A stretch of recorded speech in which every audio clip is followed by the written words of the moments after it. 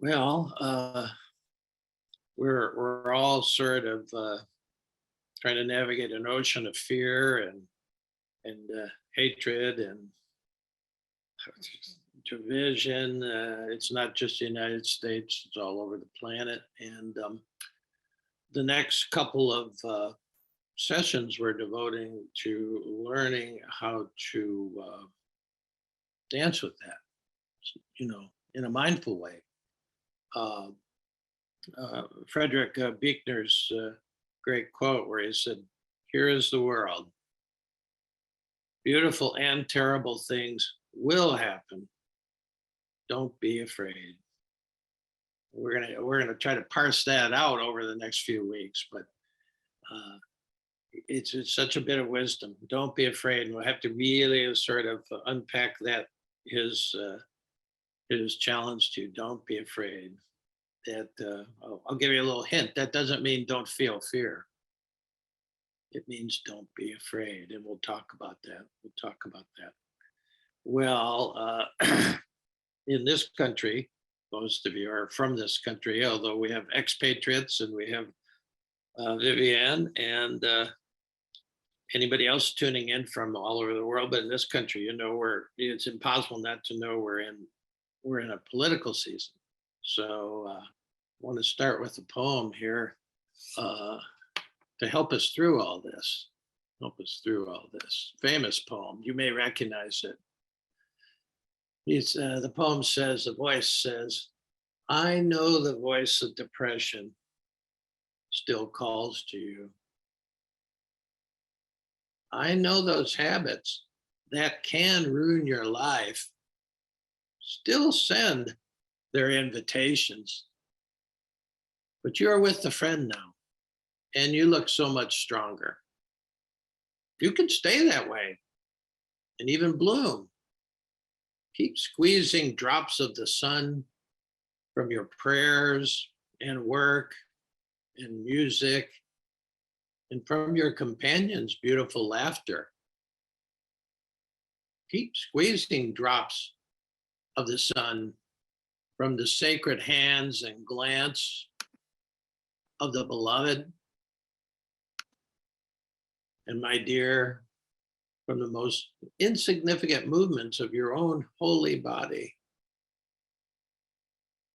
Learn to recognize the counterfeit coins that may buy you just a moment of pleasure, but then drag you for days like a broken man behind a farting camel. You're with the friend now. Learn what actions of yours delight him.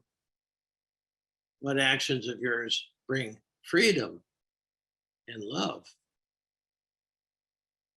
Whenever you say God's name, dear pilgrim, my ears wish my head was missing so they could finally kiss each other and applaud all your nourishing wisdom. Whenever you say God's name, dear pilgrim, my ears wish my head was missing so they could finally kiss each other and applaud all your nourishing wisdom.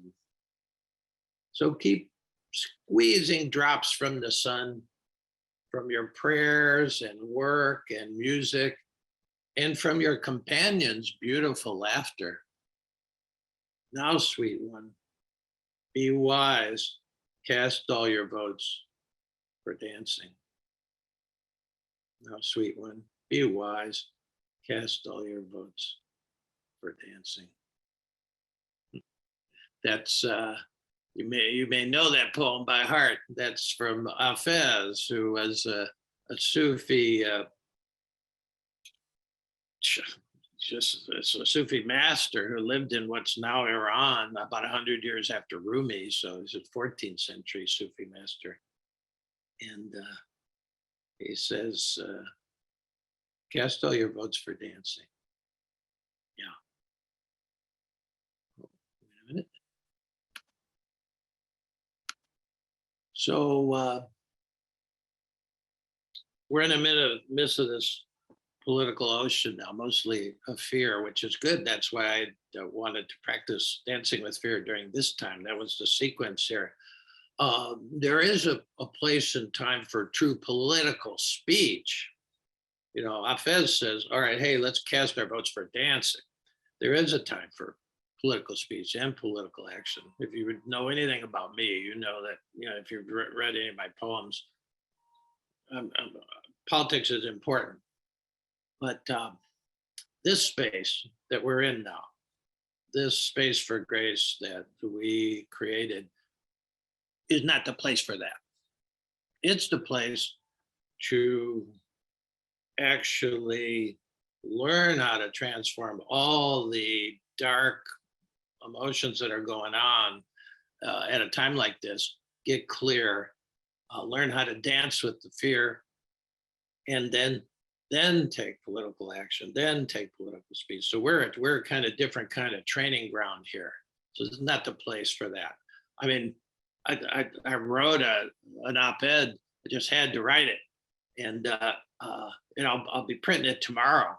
You know, the Monday thing goes out to about 1,000 people, and just about 500 of them open the thing every time. So I just want to get this out to the world, but this is not the place for that.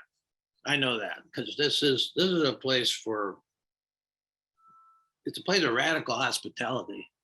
Anybody can come. Okay. And we're trying to learn something that the Celtic people knew. We're trying to learn to be a gentleman and gentlewomen. And if there's one thing about our political landscape that you might have noticed, it's a little short of gentlemen and gentlewomen. Now, what that meant in early Celtic culture, if you wanted to be a gentleman or a gentlewoman, because they had women warriors as well as men warriors, you wanted to be a warrior, you had to become a gentleman and a gentlewoman. Well, what did that mean? Well, before they put a sword in your hand or a spear, you had to practice dance, music. You had to practice the arts. You had to practice the disciplines. You had to actually gentle yourself. Those impulses and urges, you had to gentle them before they'd give you a dangerous weapon. Unlike our culture, if you're 18, you can go buy an AR-15. We know about that.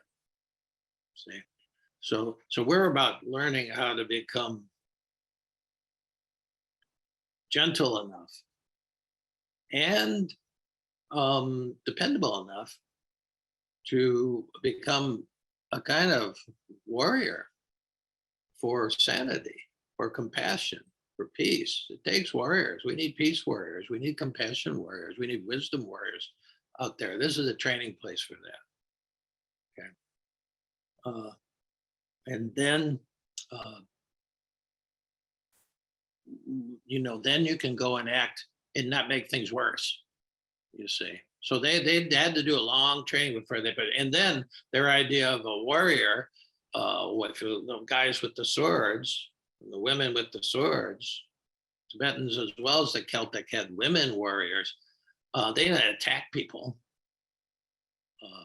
They guarded the boundaries of the country, the shire, whatever. They stood on the boundaries to guard against invasion. Strong boundaries actually make peace. Okay, we're dealing with a lot of paradoxical images, but weak boundaries, no. So they're not trying to invade somebody else. We don't do that. The ancient warriors, gentlemen and gentlewomen, didn't invade places, but they were trusted to be able to guard the boundaries, to keep the population safe. They were trusted, you see. Yeah, and that's the kind of work we're doing, just to put it in a kind of context. At least I think so. And anybody can come. I don't want to have this be a place just for Republicans or Democrats or agnostics or atheists or believers or no, I want anybody to come here and anybody to do this training, you see. And we are training. Yeah, our training. And so we're going to be training, especially to learn how to dance with the dark angel of fear. That's what we're going to be doing the next few weeks. We're going to we're going to complete our dark emotion work, at least as a group, by the first Sunday of Advent, and then we're going into just learn a make and ready mode, a real contemplative mode. But this is all part of it. So here's a second poem that I wrote this week. I had a couple of folks here for a 3-day retreat, and this poem came out. And this poem, especially if you're brand new today, this poem will give you the 3 parts of the training, both for our 90 minutes together. This training session always goes in 3 parts, and it'll also show you what we're doing in terms of a kind of heart-to-heart relationship with the world. Okay, one of the things that I was introducing the folks that were with me this week was the preliminary to falling into the spaciousness of meditation and the emptiness of meditation and contemplation. One of the preliminaries is it really can help is to give thanks, to do a gratitude practice. We've already covered the territory that grief, when fully transformed and alchemized, turns into gratitude.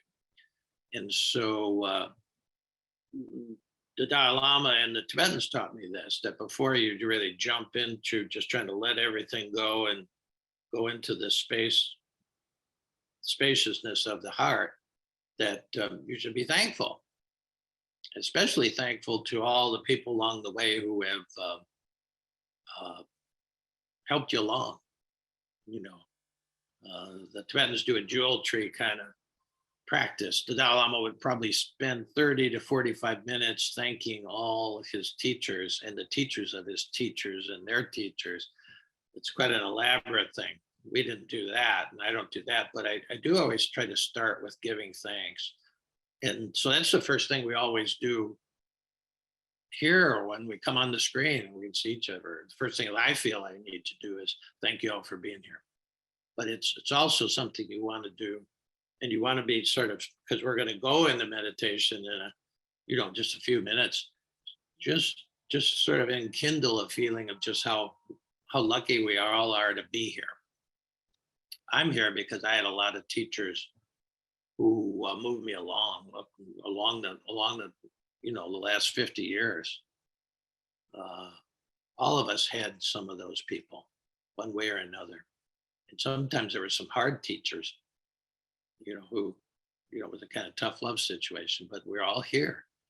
And so just to even feel right now, just a sort of sense of gratitude. That's the first thing. We give thanks.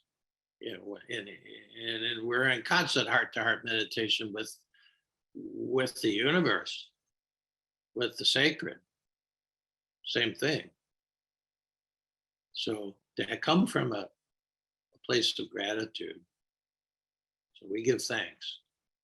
Then when we actually hit the bell and we try to leave thoughts and words aside for a bit, we don't have to get rid of them, but we're just dropping into something deeper. We relax.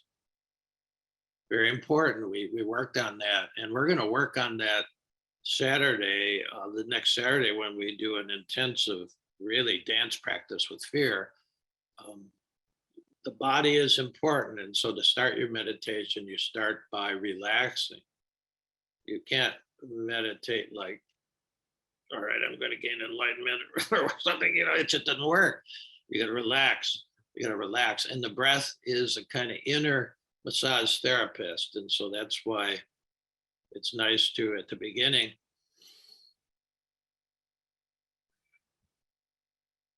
breathe. You could be breathing right now as you listen to the talk. You could be breathing mindfully through the whole rest of the program, and it would do you a lot of good because there's a kind of inner massage going on there.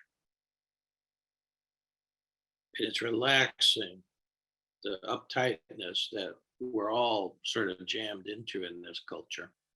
So we relax, and then the relaxing basically opens us, and we can sort of go down through the body, through the center, what I call the cave of the heart, is an image that works for me. We relax, we're open, and we're dropping into deeper realm beyond thought and language, and we're there to listen with the ear of the heart. We're there to listen to the voice of the soul, the voice of wisdom, the voice of compassion. It gets drowned out with all the, the news of the day. Okay, so we relax, we open. And during the process, we trust whatever emerges along the way. Trust is a big word in this whole process. You just trust whatever emerges, even if it's resistant. The two lovely friends of mine who are here with me, lovely women. At one point, after we did some meditation, I just gave them a chance to say, well, what was going on? And they said, oh, a lot of resistance. And I said, well, great, sweet. How sweet that is. And they laughed. I said, but no, resistance is a friend of mine. The resistance teaches you that the ego's in play. All right, it's always good to know the ego isn't so out of the picture. But resistance also shows you in a kind of weird paradoxical way that you're getting close to some truth that you need to hear. It's right around the corner, and the stronger the resistance, the stronger you're getting to that corner where you'll glimpse something. You see, so resistance is a friend of yours because it does tell you some things. Well, then you just say, all right, the Tibetans say fear wears many masks. Its favorite is resistance. So, all right, fear is there. And you can feel that. The interesting thing about fear and learning to make fear a friend of yours is, when FDR said, the only thing we have to fear is fear itself. You remember that one? He meant well, but he actually reinforced our culture of not understanding fear. The only thing to fear is fear itself. So we're, a fear-averse culture, and we shame people if they are afraid. I would say the truth really is the only thing to fear is not feeling the fear. Skipping that, we're talking on Saturday, we'll break it down, skipping that step, because fear is a dark angel. Fear is coming with a message. And reading Greenspan really enlightens you on that. I really do recommend you just diving into the fear section. It's brilliant, especially right now when I don't care what kind of news you watch, it's pumping you with fear. Just like, we're on a kind of IV drip of fear right now. It doesn't matter if you're watching, right wing, left wing, no wing news. It's the same thing. It's an IV drip of fear, because fear, we'll leave that go. But you know what I'm talking about. We ought to make it a friend of ours. The only thing to fear is not feeling the fear. Skipping that, we don't. We either repress it or act it out. That's a problem. We're gonna get into that in depth on Saturday. I hope you can make it. And then we listen deeply with the ear of the heart. That's what we're here for. And that takes some silence. That takes some stillness, not rigidness. You're not freezing when you meditate, because face it, the only time you'll ever be totally still in this world is when you die and you get rigor mortis. We're not saying that, because there's always a kind of subtle, especially when the breath is coming and going, and especially when you're using, we're going to talk about on Saturday at the intensive about the skillful ways that you can use the breath in terms of actually the journey that where you could say, fear is a friend of mine. I hope that'll be something that we'll be able to say at some point soon. Fear is a friend of mine. Grief is a friend of mine. Despair is a friend of mine. Resistance is a friend of mine. This basically you start to befriend your reality, you see. I am a friend of mine. That would be pretty good to say too, to befriend yourself with all, I remember that one fall, I set the clock forward rather than backwards. So the people who did that today they could have showed up at 9 o'clock. I wonder where the hell I was. I've done that. You're a little off kilter when everybody else is moving into a different dance there. But we get lost, we get confused. That's no problem. You make a friend of the whole mess. That's the way to go through it. Otherwise, you're creating enemies. Nobody's an enemy. I don't care what political party you belong to.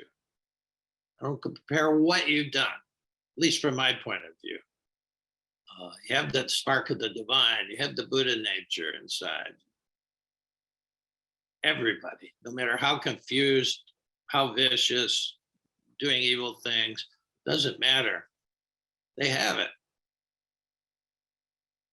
It's a shame they're not in touch with it, because you can't do those things when you're in touch with it, you see. And our task is to trust that there's something to fall into. Hafez has another great poem where he said, so my job is pulling the chair out from under your mind, and so you fall into the heart of God. My job is pulling the chair under that sits under your mind so that you will fall into the heart of God. He said, there's nothing else that's more fun to do. So we have to, in a sense, trust that as we quiet down, that there is somewhere else to go besides the mind, deeper than the mind, that there is a place to go that can get quiet enough that we can hear really the wisdom of the whispers of wisdom and compassion, and also direction and clear action, because actions need to be taken. That's fear is all about, trying to wake us up to say, you've got to do something to save life here. That's why fear is an angel, dark as it is. Okay. So and in the end, when actually you get to that point where you get to that point, like the jar here, where you've cleared up, there's a lot of work to get into that, but then you can take action. You can speak your truth. I just had to do that. And so I hadn't written an op-ed for the local paper for 3 months. I'm just off. I'm on sabbatical, but I just sat with what's going on, and I just had to speak. So you can speak your truth, on the page, or to each other, or to the world. That's an important thing. Just be able to speak your truth. Okay, but we got to get clear enough to even know what that is, rather than hate speech, fear speech, divisive speech. That's not the truth of the heart. See, but it is important to speak your truth on the page. So that's why I really recommend it. If you don't have it today, fine. But in this kind of meditation we're doing, I have a pen here and paper, because not during the formal meditation, I'm just listening, and all that goes aside. But for that third part, where we're going in a kind of gathering of friends, where we still sit in the silence, but then people can come up and speak, unmute and speak, and then go back into silence, in and out of the silence. Sometimes something is triggered, even while somebody else is talking. And then as soon as they go into silence, I'll jot down the essence of it. I'll put the truth of what what the heart's responded to on the page. So you can always do that. You can always do that. You may not be ready to speak it out loud to the group or write an op-ed, in which case you're speaking it out to the world, anybody who reads it, but you at least can put the truth down on the page for yourself. And then if the spirit moves you, if you think it'd be helpful for us to hear it, you can do that. It's always helpful to it's the most helpful part of the whole session for me, is to hear what's happening in your hearts, you see. So yeah, I think that's good. I think that's good for today. Let's sort of shift gears and get into meditation mode now.